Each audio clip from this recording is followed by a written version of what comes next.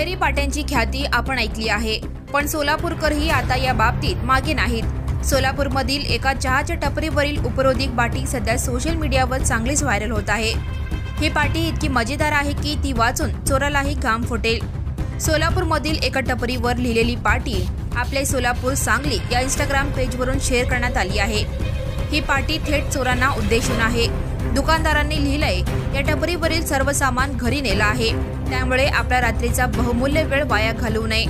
तुम्ही लॉक तोडल्यावर वेल्डिंगला 500 रुपये खर्च येतो। आता सांगा, ही पाटी वाचून कोणता चोर टपरी फोडायचा विचार करेल? या पाटीचा फोटो आतापर्यंत 10,000हून अधिक वेळा पाहिला गेला आहे।